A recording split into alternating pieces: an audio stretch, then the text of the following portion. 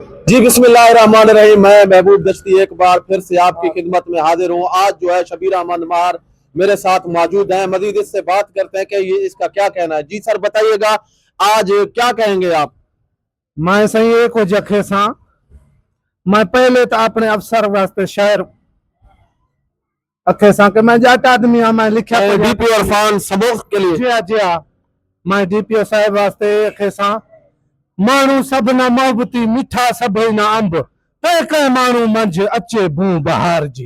मेरे दोस्तों, मेरे भिरावो, असेरा इलाका खूना रेजी दिया बन्ने ते एते ओते असा विरिये पे आसे विरिये लड़े तरीक खबर आमदी है कि आज ये वाकया आज दू भिरा लड़ पे, आज दू प्यू पुट लड़ पे।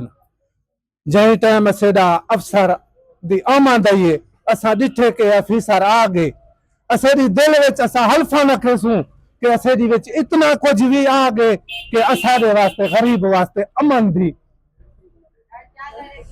खुशबू है।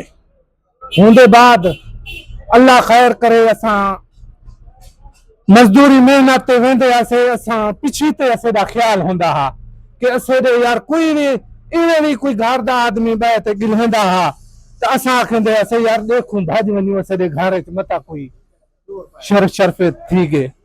होंदे बाद जदे समो साहब आए असा निंड भी करेंदे पियूं और पहले असा जे कहना निंड कर सकते आसे पूरी ना सुख दा साह कढेंदे आसे। हुण इहा गाल है कि असा रात दा उठ दूं तो दुआ देंदू अपने अफीसर वास्ते कि अल्लाह ताला इसकी एक अमन अमान च रखे।